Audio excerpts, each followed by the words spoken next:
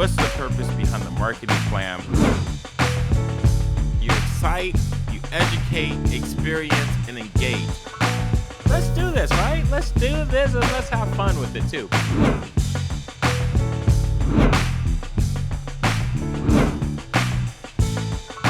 To my first-time listeners, thank you for joining the show. I appreciate you being here.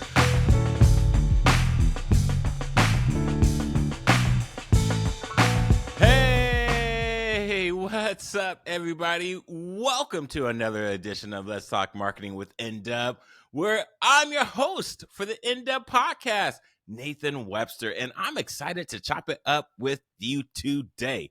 Today, for this episode 211, we got an expert on content writing, management, and the marriage of AI. And y'all know I haven't done much on AI, but I got someone special that's going to talk to you a little bit about that today.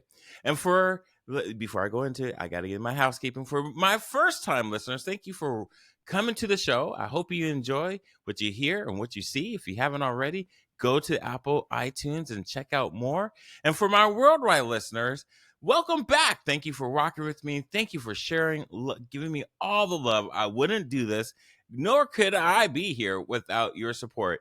And if you haven't already, for the both groups, go to iTunes, please subscribe, download, share it, which is the easiest thing to do, but also give a comment and a review.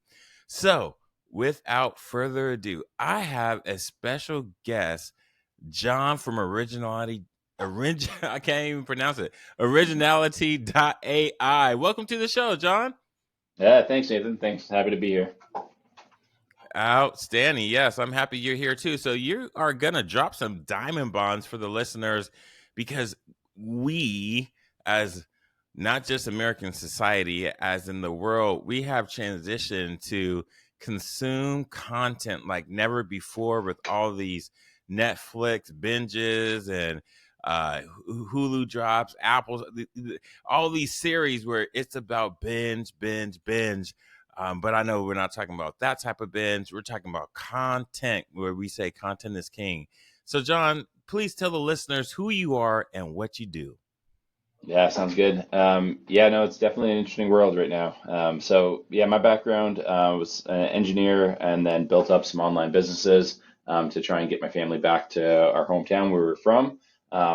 Worked all in sort of content marketing world, getting writers to create articles that would rank well on Google.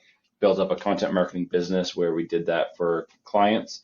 Sold that business, but in the process of that had seen this wave of generative AI coming that predated ChatGPT, tools like Jasper, where writers could create a lot of articles with AI, and there was minimal controls in place to ensure that people were getting AI articles written for them when they wanted it to be human or vice versa. And so that's what Originality was built to do, was to help people purchasing articles from writers know that the content that they're buying, it was either human or AI. Ooh, because we're getting close to not knowing if it's AI or human. We're there. So from as a human standpoint, like our ability to tell the difference is barely better than the flip of a coin.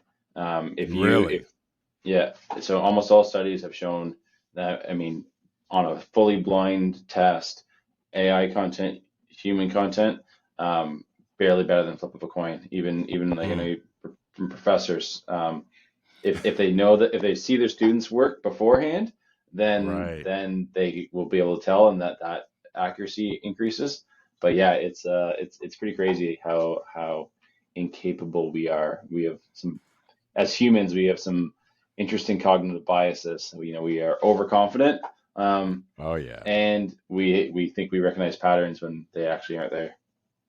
Yeah, it's funny you say that because you can see in the very beginning when you ask students, simple assignment for easy points, introduce yourself, and you could quickly see their writing, and then all of a sudden they submit this another assignment that has some rigor to it. It's like, where'd you get that from? But I'll always test for that, so that's cool that you mentioned that, because folks got to be on the lookout. Hey, so I didn't even give your full name. It's John. It's Gillham. Is that correct? Yeah, Jonathan Gillham. Gillham. Yeah, Gillham. My apologies. no And the worries. name of, and the name of your company it is Originality.ai. Yeah, Originality.ai, correct. So if they go, is that your also domain Originality.ai? Okay. Yeah, that's correct. Yeah, so it's always, nowadays it's not just you don't have to be a .com. It can be .agency. It can be anything. So I would just want to make sure for you listeners out there, I'll put it in the show notes for where you can reach out to him and check out his site. So speaking of your site, what does services look like for you? Yeah, so most of our users are purchasing a subscription to get access to the tool that will allow them to understand the quality of their content, and so whether that content meets certain specifications. So if it's a credit-based system, so it's a monthly subscription, but then credits for additional usage, and Mm. majority of our users are using it to sort of answer kind of a fundamental question on um, did this writer copy this content? So was it plagiarized? And was it AI generated? A lot of users are happy to pay a writer. A lot of marketers are happy to pay a writer $100 for an article, $1,000 for an article, whatever the rate might be. Not Hmm. super happy to find out it was copied and pasted out of ChatGPT in 5 seconds. That went into my next question because I'm sure someone says like, "Psh, I can go to Chat GPT. What do I need him for?" Yep. Yeah, and so if you're happy to be using as a marketer, I mean, I think there's like everything with innovation, there's pros and cons to it. Um, if Hmm. you want to be using generative AI, that's awesome. There's risks to it, and if you're happy to have your writers using it, that's great. Then sort of you don't need AI detection. If you're concerned about some of the risks of your writers using generative AI without your knowledge, then that's where a tool like Originality helps.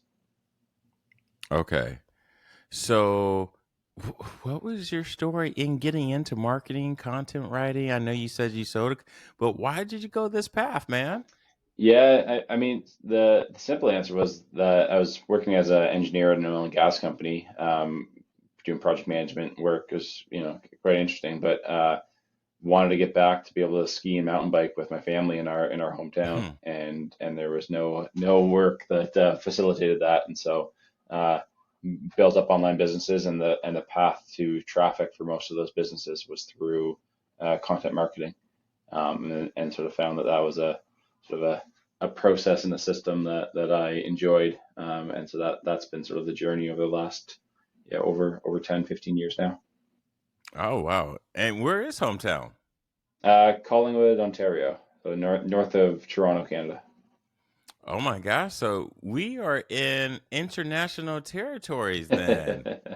Okay.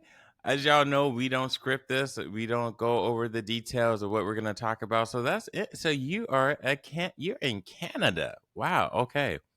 I'm in Vancouver, Washington.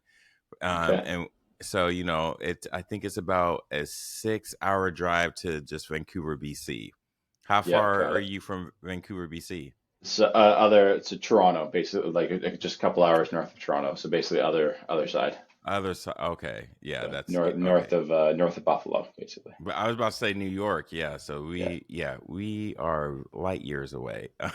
um, that's not a commute.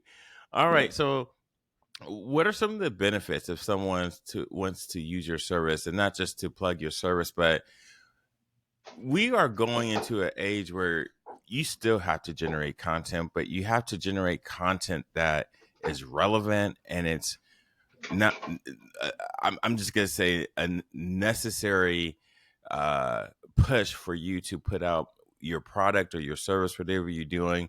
People want to know what is it going to solve for them. So tell me, can you tell the listener, not me, the listeners, why this is important and why they should consider this? Yeah, so I mean, I think you're exactly right. I mean, I think content marketing is now table stakes. You have to be pushing out content to communicate to the world the details of your brand, the position of your brand, and the the way that that process works within an organization is always, it can always be a little bit different, but usually it functions like there's a writer, somebody that's managing and hiring that writer, and you need to do a process to make sure that the content quality that you get is Mm, up to snuff. And so our mm, tool provides functionality to help ensure that that content that you've gotten from your writer, that your marketing team is putting out, is hitting a certain level of quality. Is it AI or not AI generated? There's risks to that. Is it plagiarized or not plagiarized? We have a fact checking aid. Is it is it are the facts correct in that article or not? And then a mm, readability score. And so basically every task that if you're functioning as a copy editor, which a lot of people do and don't realize it, anybody that's getting a piece of content, reviewing it, and then pushing it out to publishing is acting as a copy editor. And if you're acting as a copy editor, you have a bunch of jobs to do with a piece of text that you get before you push it out to the world.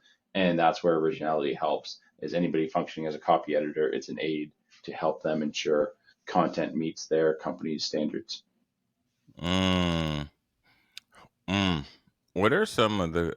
I guess I'm sure you have some cool stories. Is there or different that have been interesting of how like I don't want to steal your thunder, but is there some stories you can share with us?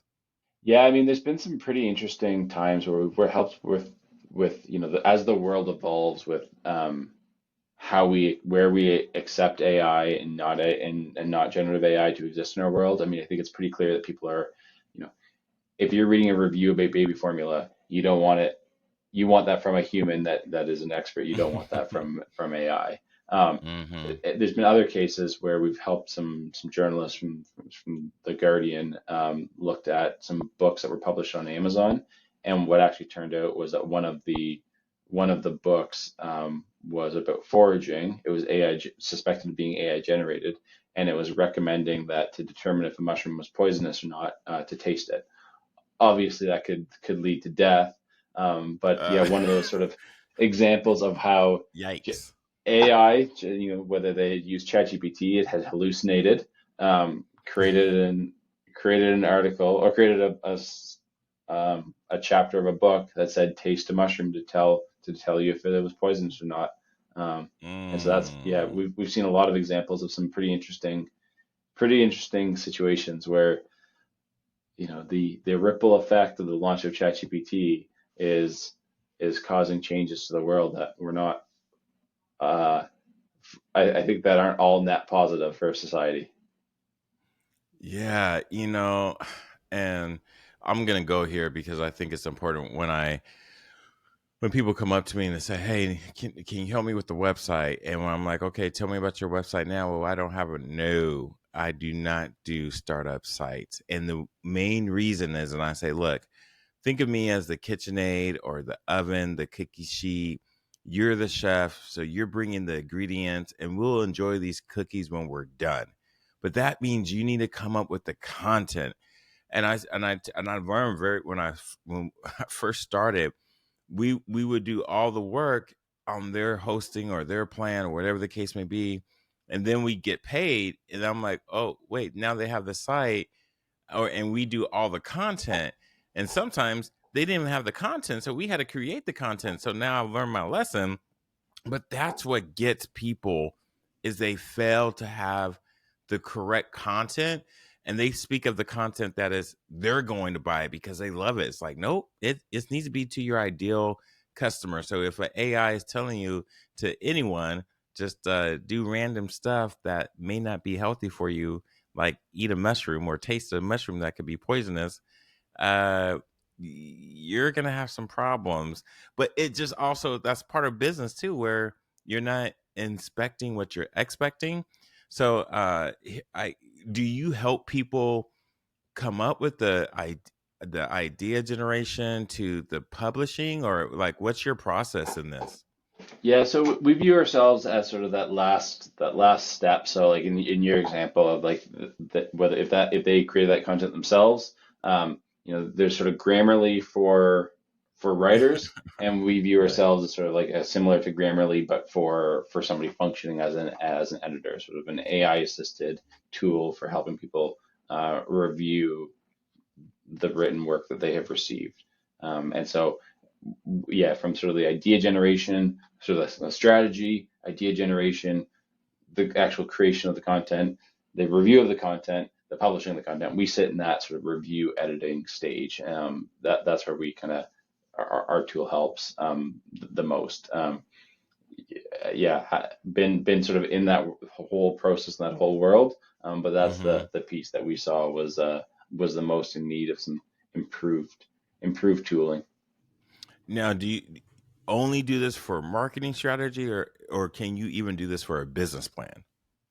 Yeah, so you could do it for any written text, any written text that is we're specifically trained. So we have our own AI that tells if it was AI or human, and that was Okay. trained on primarily web content, so content that's going to be published on the web. So mostly like marketing content.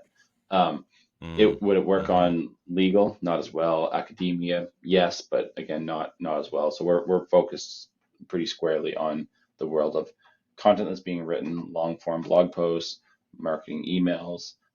It would work on a business plan to tell if it was that business plan was generated by AI or not.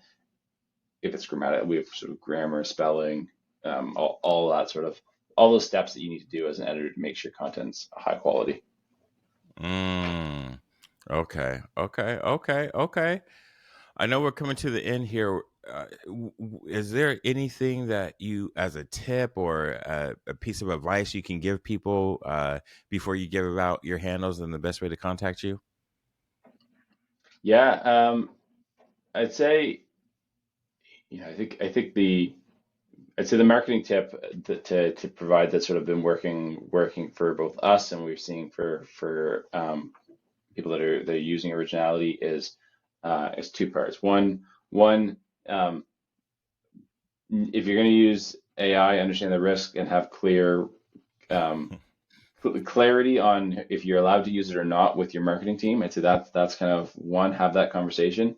And I'd say a tip that's sort of working well right now on sort of the content marketing front, to leave with something that's hopefully actionable and useful is in a world where we have this sort of near infinite capability of creating words with generative AI, the value of words in the eyes of sort of marketing is surprisingly decreasing, but the ability to provide usefulness into the world is increasing.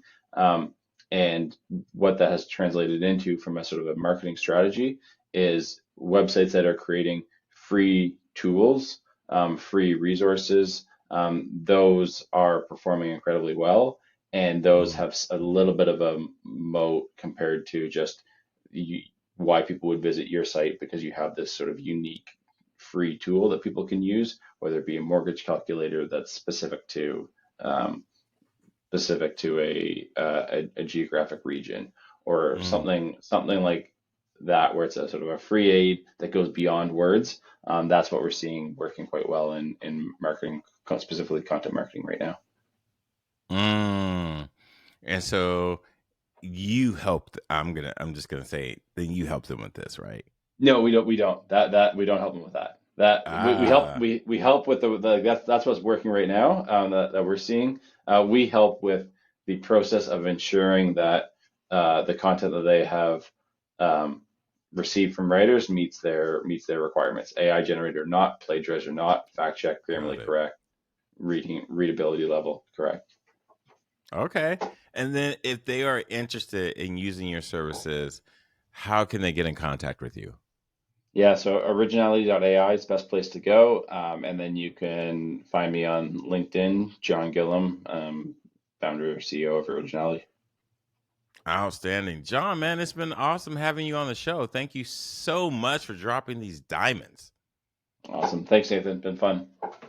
Yeah, absolutely. And yo, look, AI ain't going nowhere. It's not going to take your job. It's going to make your job better. But there are some jobs it's coming for. So you better learn how to use it. And John, let me, can I softball that question to you? Is it coming for people's jobs like everyone's concerned about? Your expert Uh, opinion? I think there's a common saying that I think is true that AI is not going to take your job. Somebody using AI is, um, and I think that's true. I think if you look at the history of innovation, it's generally been it's not one weaver that got replaced. It was not like the loom didn't replace the weavers. A person using the loom replaced 100 weavers. You can go back to like agricultural Hmm. innovations, the plow, the tractor. It's somebody using an innovation displaces a bunch of others. So I think AI itself, no, but somebody using AI, yes. So you may as well Yeah. be the person that's using it. What's crazy about that too? I watched a documentary. I'm a documentary junkie, and I saw they were talking about farming and how farming is so much harder. And these new tractors, they have like a huge dashboard that's computer based. I'm Yeah, like, oh, you got to be an engineer just to run the tractor to be a farmer. yeah, yeah. It's pretty incredible tech. All right, my man. Let me get you on out of here. Thanks again for coming on to the show. We look forward to having you back again. Sounds great. All right, thanks, Ethan. See ya. Yeah, absolutely. And to all my listeners out there, you heard it first here on Let's Talk Marketing with End Up Podcast. We wish you all nothing but the best. Until next time, dream big and Godspeed. I'm out. What's the purpose behind the marketing plan? You excite, you educate, experience, and engage. Let's do this, right? Let's do this and let's have fun with it too.